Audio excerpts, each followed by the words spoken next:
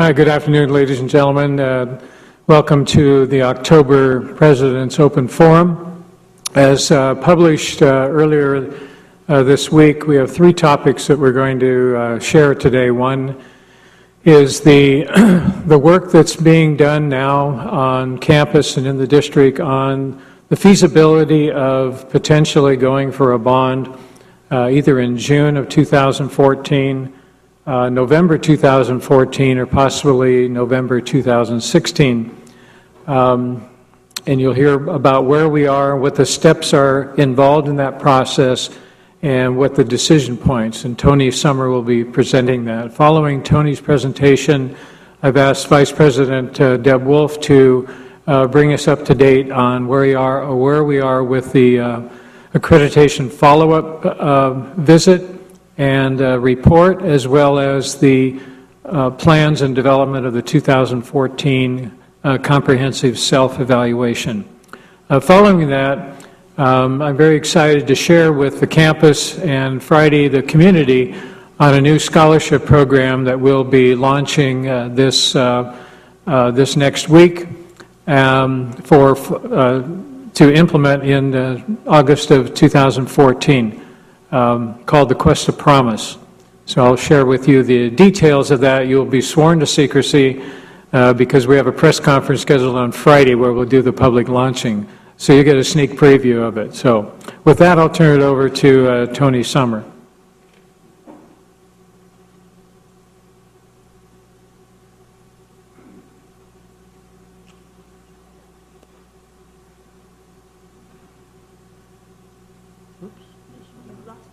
I just lost it. There we go. You got it right there.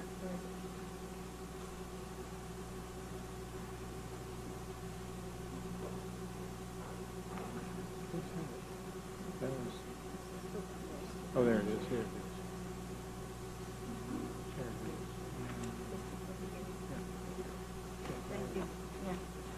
is. Good afternoon. I'm passing around copies of the PowerPoint, and if there's not enough, I have some more in the chair right there as well.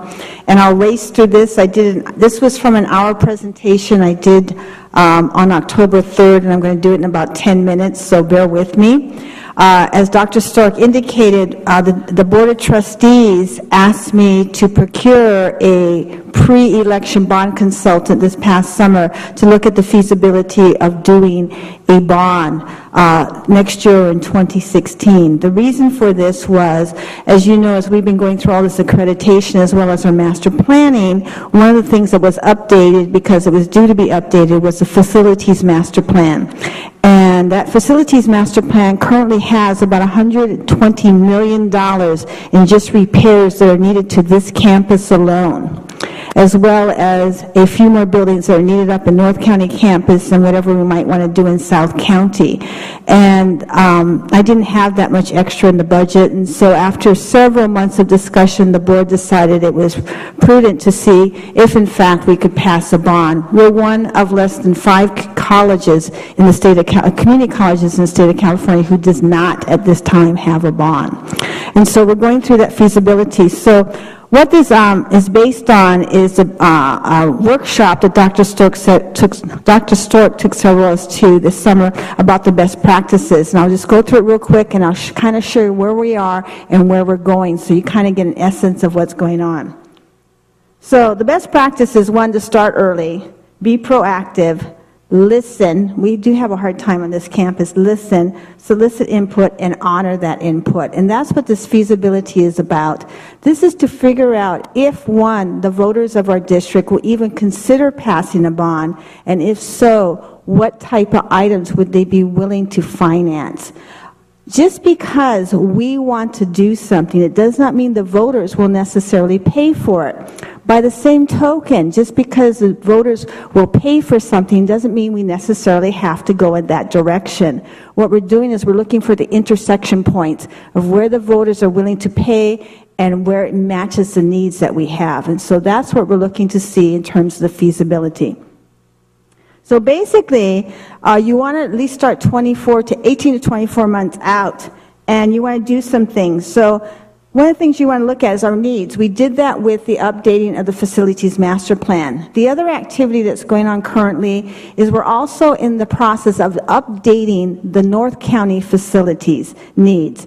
In 1999, to establish the North County campus, there was a dedicated educational master plan and facilities master plan done for the North County in order to register that site as a campus as a center, with the Chancellor's office. What we have been doing in master planning since then is rolling that North County facilities master plan every year as if it's still relevant. That was written in 1999. So we're going back and we're revisiting that North County facilities master plan and its incorporation with our current master plan to see an update. And that's happening now. We've had open forums both for the community and the internal district-wide staff as to what works and doesn't work up there and where we might go. And that plan will be revealed as a draft in November. You're all invited to come to that meeting and hopefully be taken to the Board of Trustees for approval in December. So again, it will sort of solidify the needs that we have in North County. We know the needs that we have here in terms of repairs. So we've done that. We are starting to engage the stakeholders. So what we did is the consultant asked me to bring a core group of about 5 or 6 people together to represent the district and how we want to do this feasibility study. One of the things I kept hearing was, I felt left out last time. I wasn't included. I really wanted to help, but nobody told me how. So very first thing I did is I broke my own rule and I bucked up against the consultant. And we have a core group of 25, not 5 to 6.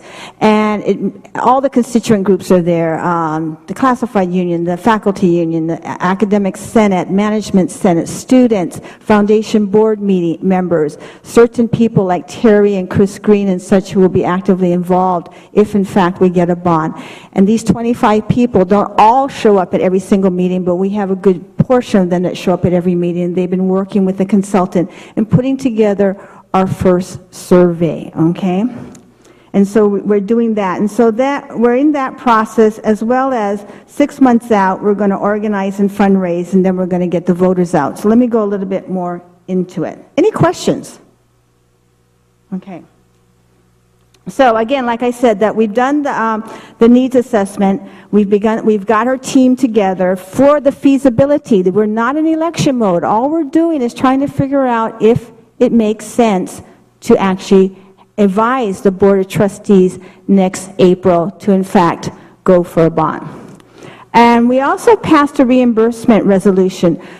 Law allows us that if the board, within 18 to 24 months before a bond is actually passed, that if the Board of Trustees passes a resolution saying that a future bond can in fact reimburse the district for acceptable or allowable expenditures, then we can do that. So architectural drawings, that type of thing could be reimbursed. And the board did do that this summer.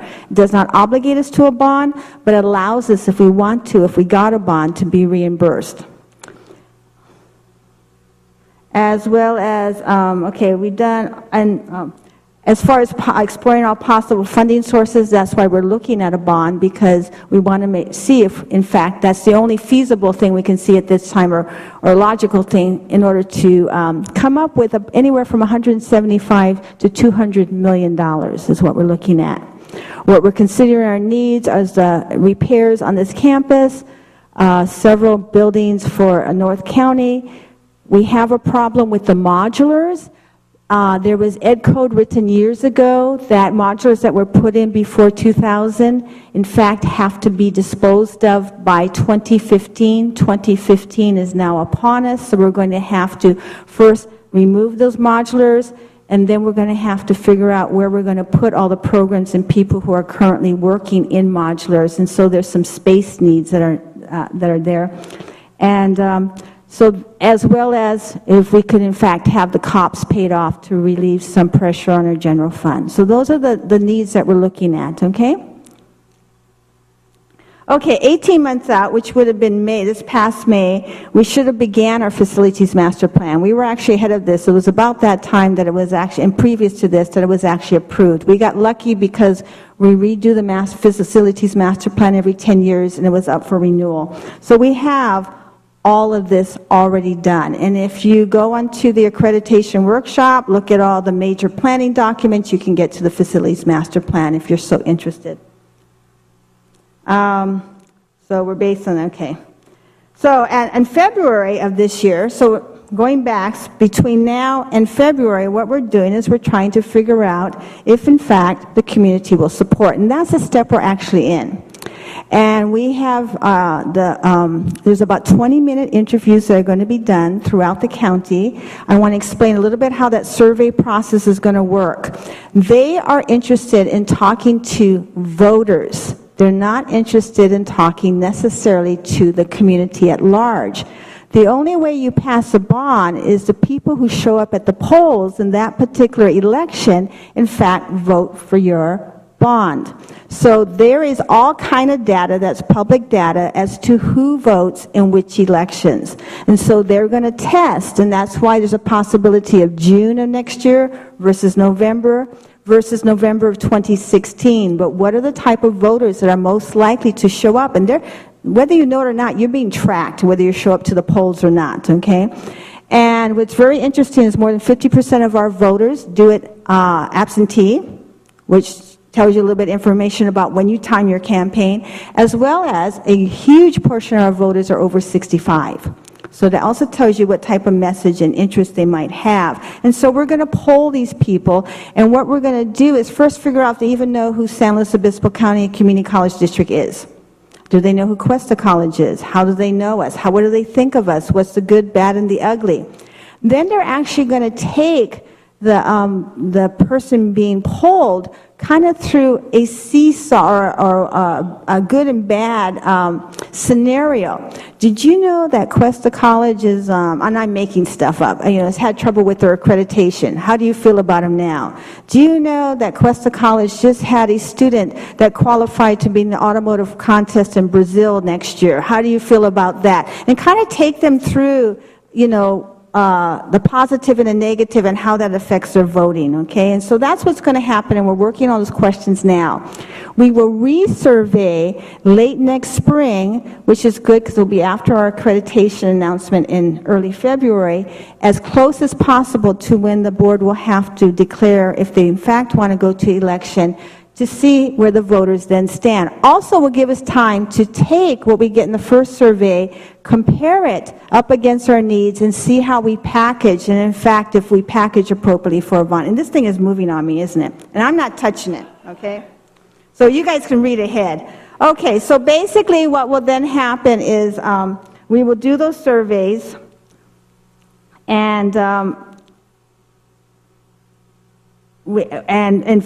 the legal documents and such, and then we will make a recommendation, the core group, in April to the Board of Trustees as to whether we think a bond would be feasible or not, and if so, in what election, okay? When the board decides to call for a bond, in fact, mean that they in fact will go to election, they must do it 88 days prior to election. So you can see where the deadlines are here as to how that would work. So we would have to make that decision early next March if in fact we were going to go for the June election. But I think what we're most probably looking at is probably November, which would be an August deadline. So probably in July or such, the board, in fact, if that was the way we were going to go, could make that decision. Any questions? Okay, and then at that point we would go into campaign mode. I'm not going to go too much into campaign mode because we're on the feasibility stage right now, okay? Just one word of caution. If we were to go into campaign mode, at that point we can use no district resources. We cannot do it on district time, we cannot use our computers, we cannot do things at our desks, we cannot use our copy machines. But if and when we get to that point, we will totally let people know how they can be involved and how to do that involvement. The other thing that we want to make sure that the people who are going to vote for the bond actually show up to the polls. as well as one of the things in the post-election, we want to make sure we do what we said we were going to do with the bond money. So we would then have an oversight committee, we would confirm priorities, and bond issuances would happen. You don't just get all the money at once, you do issuances of bonds to keep the cash flow going with the capital projects, and so that will take 18 months, 24 months to at least roll out the first set of projects. Oh, and then we make sure we thank the community, obviously. Any questions? 10 minutes, our presentation. If not, thank you.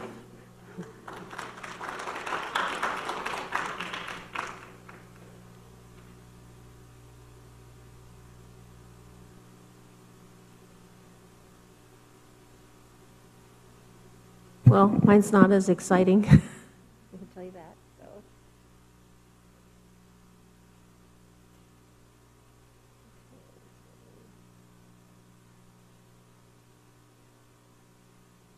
Yeah.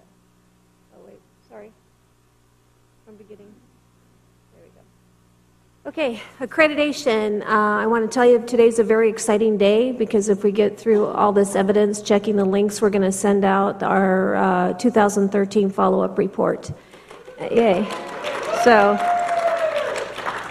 we have close to 200 pieces of evidence in this report, and as you recall, we're addressing recommendation 2, which is planning and assessment, and eligibility requirement 19, which is institutional planning and evaluation. It's a good, strong report, so we're very excited about that. So we're progressing. In the follow-up report, again, it's going to be mailed today. The visiting team is coming on November 5th. There are only going to be 3 individuals visiting us. It's only going to be a one-day visit. That is tremendous for us, so we're very happy about that. We have the chair, which is Dr. Rodriguez, who chaired it last time. He has an understanding of us, and he really liked the work we did on planning, so I think it's going to be, he has an understanding too. Kathy Browning, who came last time, and she's an institutional researcher, and someone else to be named. And then in February 2014, we're going to hear what the Commission has to say about our follow-up report, and hopefully we'll be removed from sanction. That's our goal. Okay, so here's the big news. Why we're doing this, we're working on our comprehensive self-evaluation. You have to remember, we've been on sanction for 6 years since the 2008 self-evaluation. And so this is a very large undertaking and a large project, and we've been working on it all along while we're doing the follow-up report. So committees or teams worked on gathering the evidence for the 4 standards, for the eligibility requirements, for the policies, and for those recommendations.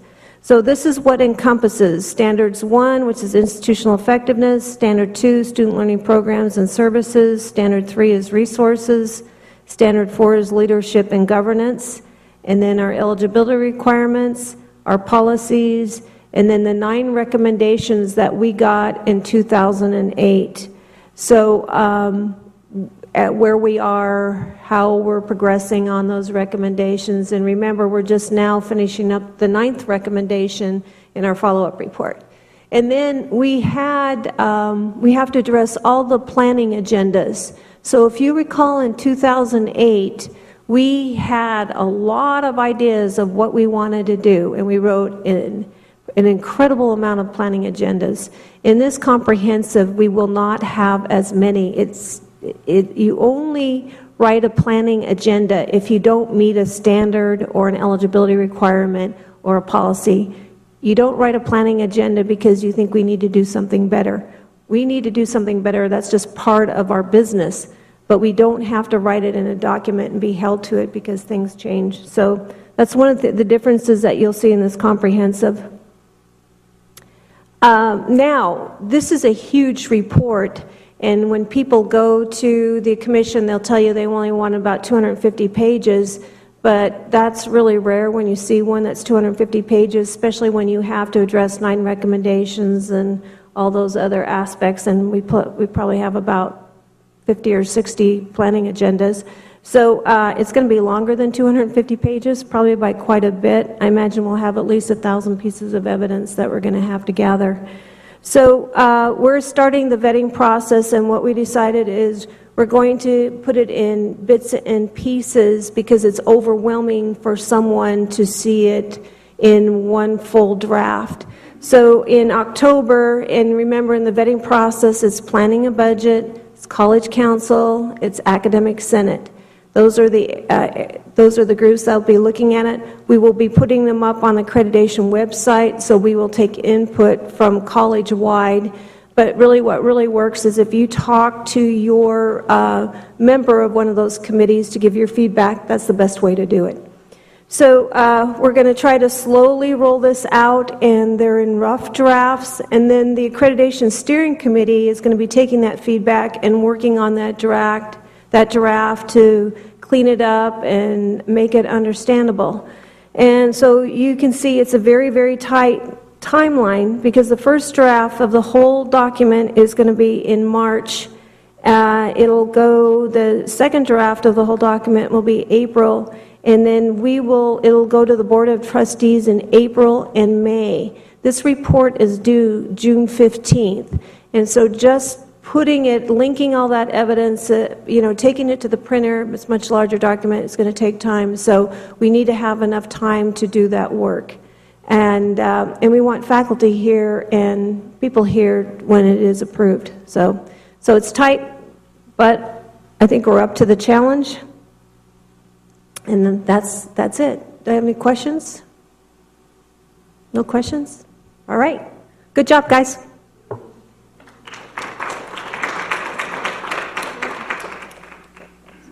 There you go, sir.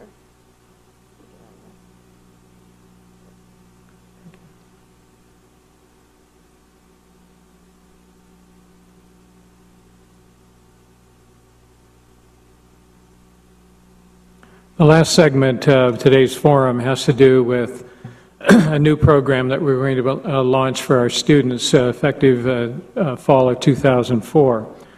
We're calling it 2014. That was the year I retired. I kind of lost it, I think we'll never forget that.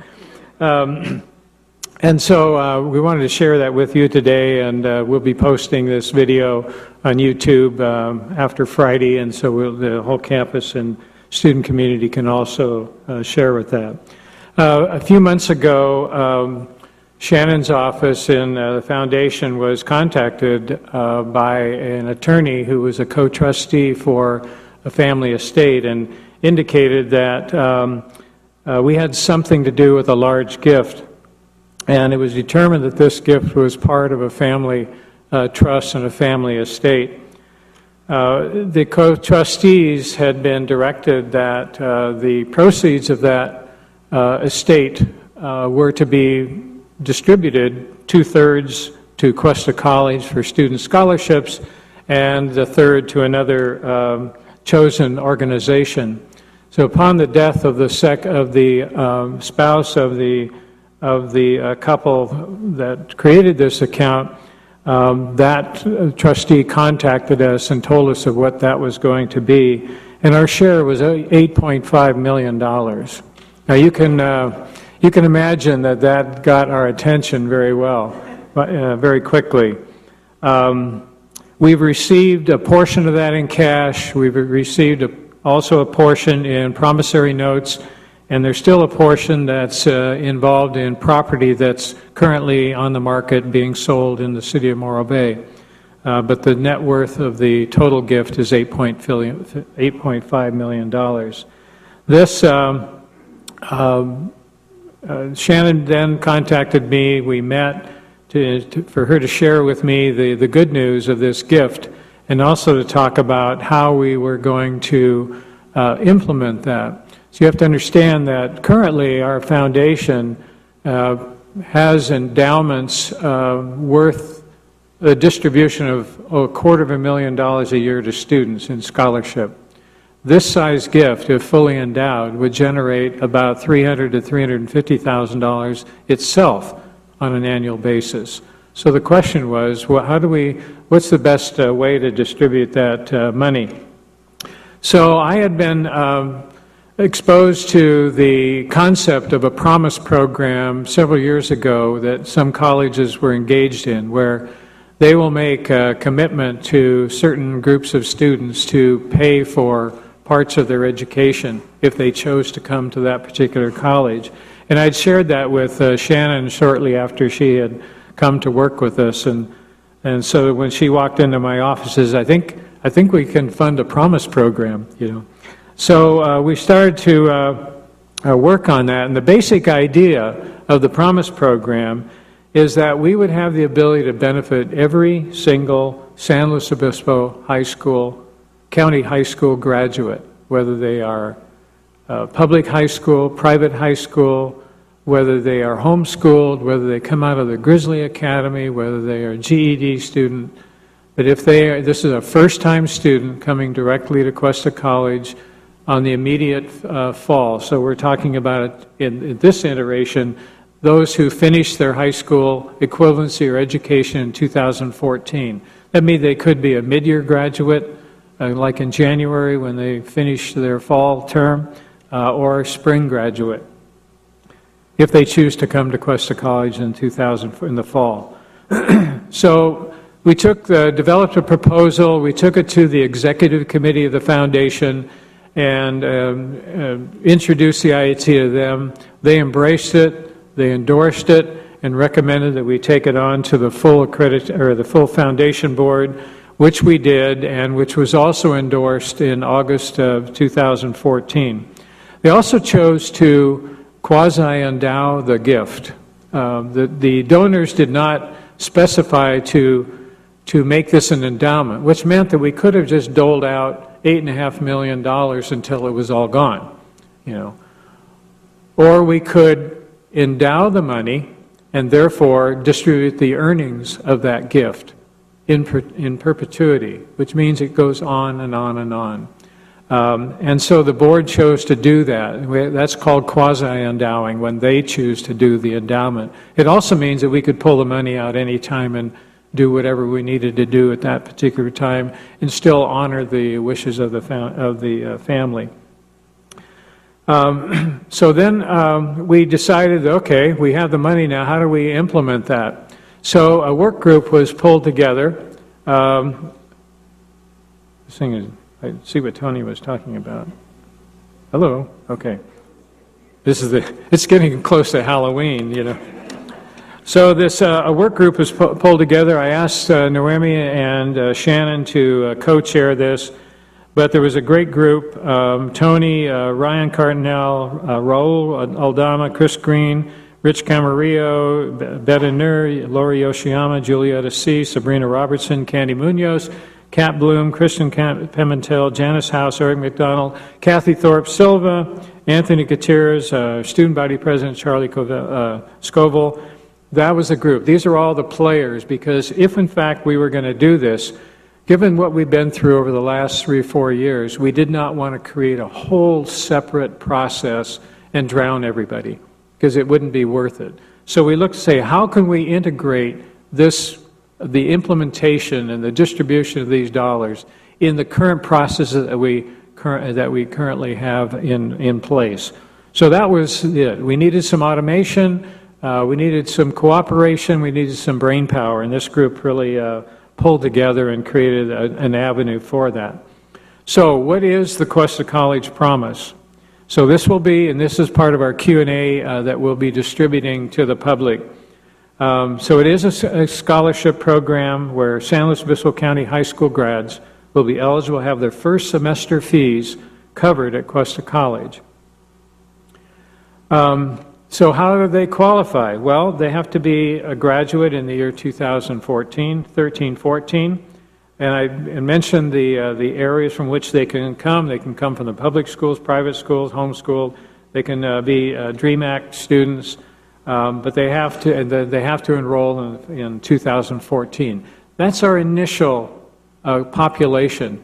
There are others that surfaced during the work group's consideration. What about that student who graduated from Atascadero High in 2014 but decided not to go to college for a year or two, or went in the service and then came back? What about those students? You know, Those are all part of Tier 2 or second wave that we want to consider once we make sure that we can economically deliver the promise the way it was designed. Then we can consider other things. What about a book stipend? What about other types of, what about paying for the whole year other than the first semester?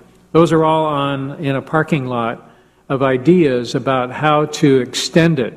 Who knows, maybe we'll have another donor who likes the idea and puts another $1 million in that pool. That would allow us to do more things. Or it may stimulate the giving of other donors who just like the idea, and they'll plunk their $5,000 or their $10 million or whatever they have to offer in order to feed the corpus of that particular endowment.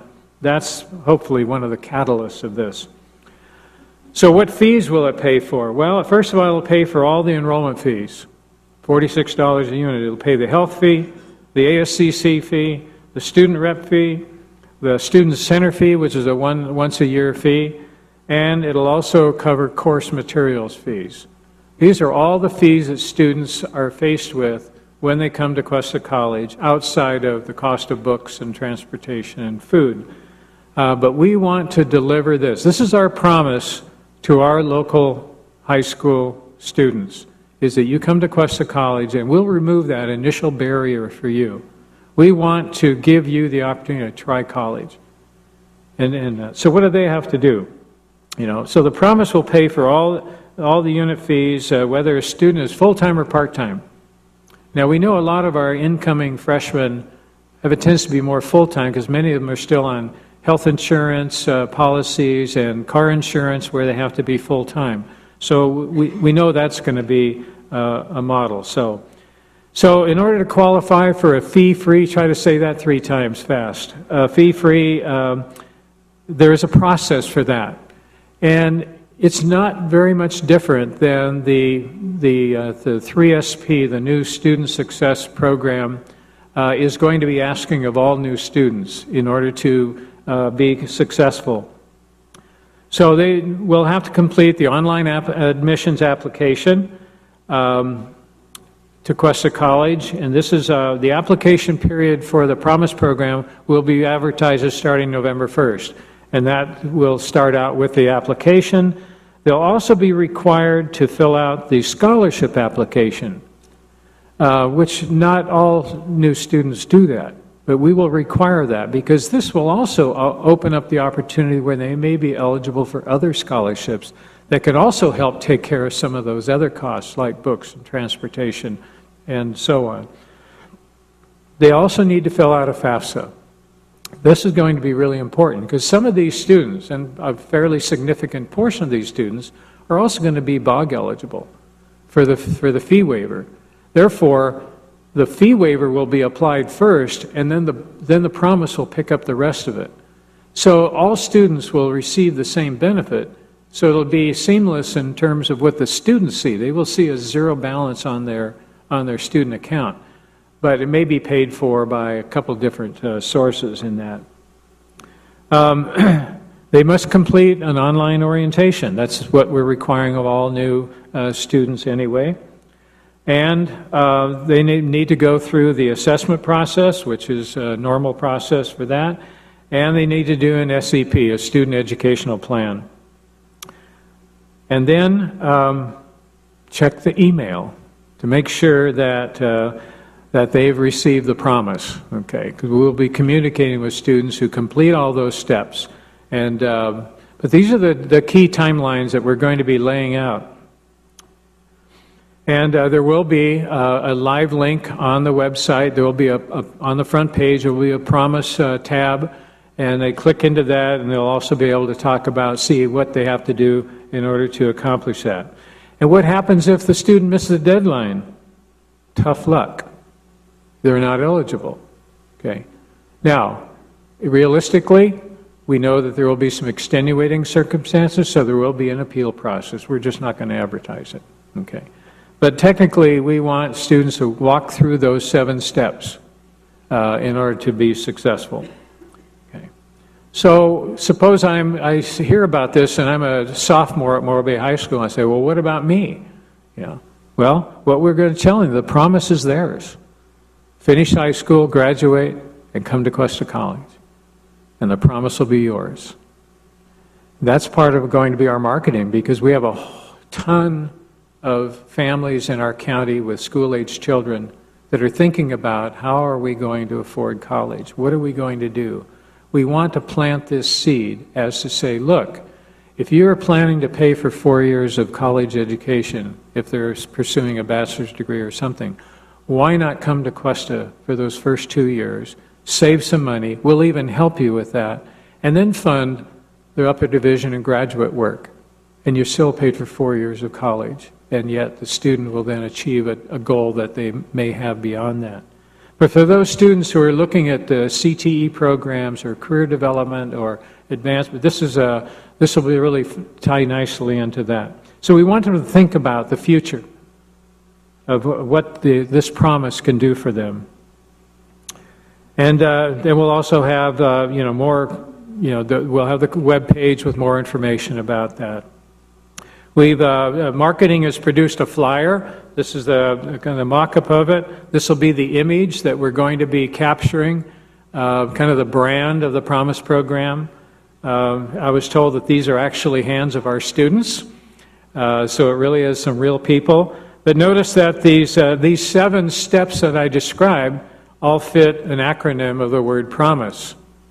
So the P is to put in your Cuesta College enrollment application. R is reach for the promise. That's the promise application. O is online or in-person orientation. M is make time to participate in the online. That's the orientation. The O is the FAFSA. I's include your Cuesta assessment. S is schedule in-person orientation. And E is everything is set, the promise is yours, and come on to Cuesta College. So that's what you're going to see, that imagery we will be utilizing in all of our collateral materials. So this is the rollout now. 2 days from now, Friday at 11 o'clock in front of the admin building. It's a flex day. It'll be very quiet on campus. We're having a press conference. This will include our invited guests. We'll have about 21 invited guests, which will include most of the county superintendents of schools in the area. We invited all the private high school principals. We'll have some legislative representatives. We have some of our trustee members there.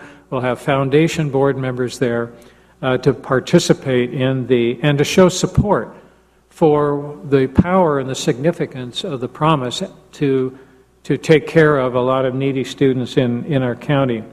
Later on that afternoon, myself, Shannon Hill, and Dr. Julian Crocker, the superintendent of schools across the street, will be on the Dave Congleton Show to continue to launch the idea of the Promise program, as well as answer questions or hear comments from the community.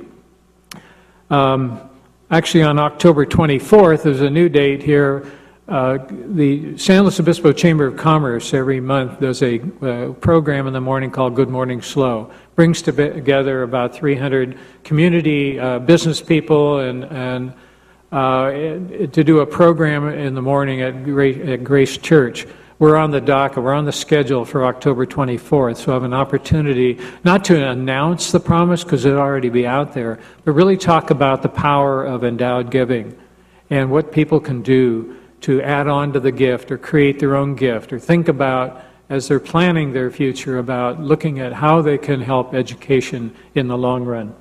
And then October 30th, Noemi and her financial aid group are going to be hosting the high school counselors to do a financial aid training session.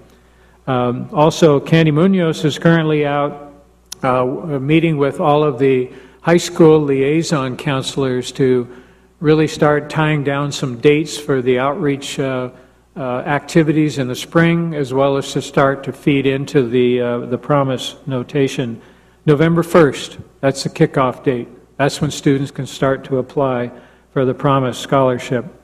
November 4th is college night, right here. This is sponsored by the Community Foundation. They've taken over the organization of it, but we have a great role in hosting it, as well as creating our own presence because we're going to have a ton of students and parents attending that event, along with 60 or 70 other college representatives going to be here showing their wares. So that'll happen on November 4th.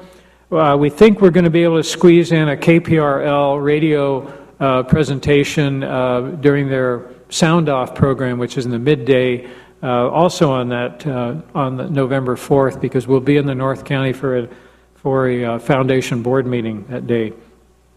And then on November 6th, actually Candy's doing this a little ahead of schedule with the liaisons. That was an original time frame. Then in February, our counseling department hosts the annual Sid Bennett County High School Counselors Conference. And that'll be an important time to make sure people are on board, they understand what's happening, and make sure they understand the steps that their students have to walk through.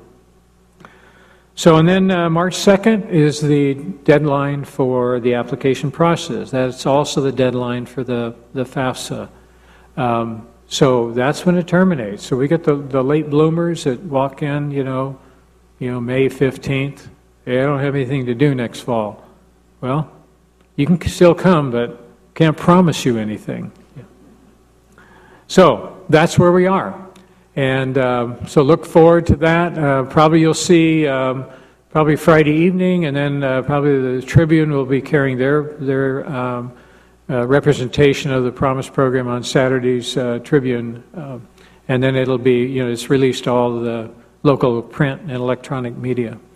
So if you have questions, if you start getting questions from your friends and neighbors who have school-age children or have seniors, make sure you're well equipped with the right information. Or if you hear rumors or inaccuracies, please let us know so we can make sure that we're combating the the negativity that can happen with misinformation. So, are there any questions at all? Yes, Estella. Wait. Very exciting news. I'm very, very happy.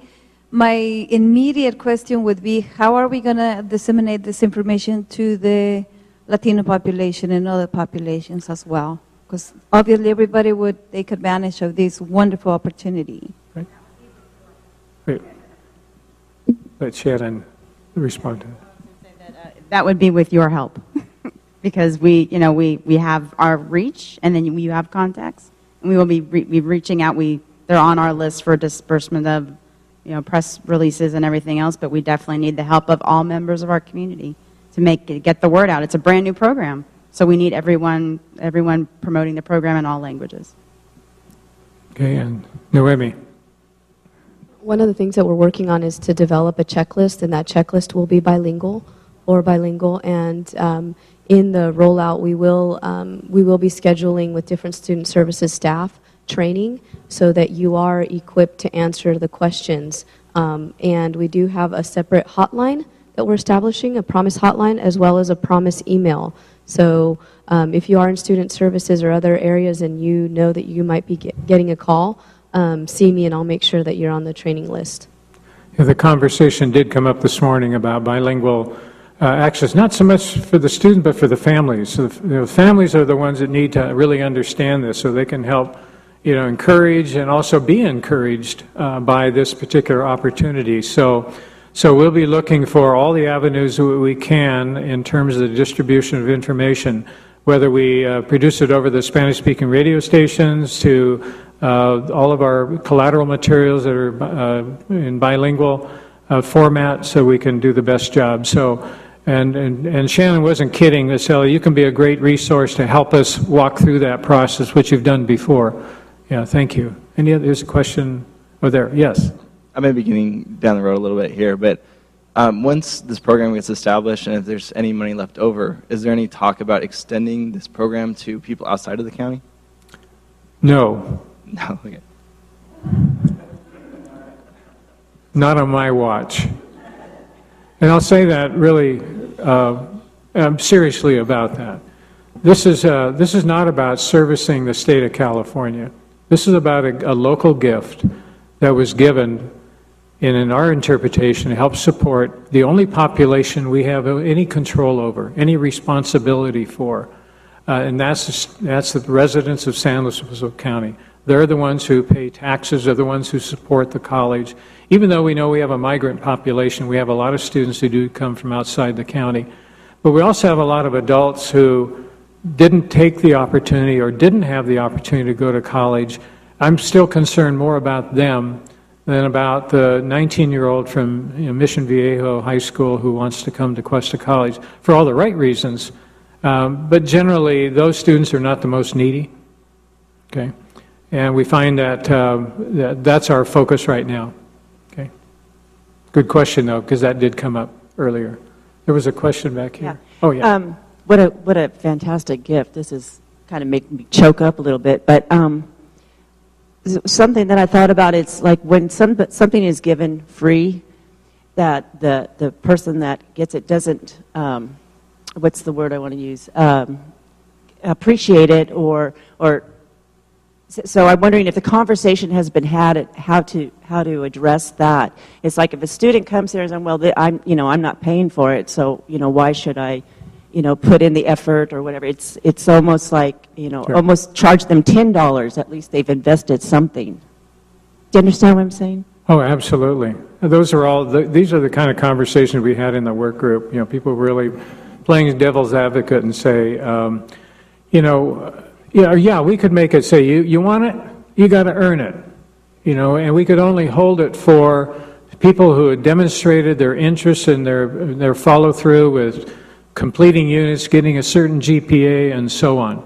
We already do that. We have a scholarship program, much of which is based on performance. Need-based in some cases, performance on the other case. But what we don't have any way to remove that initial stigma, perceived stigma about attending college. And that's my biggest concern is, yeah, we're going to have a lot of students come in here who don't need the money, okay? We're going to have students who may not be really motivated. They're just here because that's what they're supposed to do when they're 18, 19. That's okay. If they're here, we have an opportunity to change their life.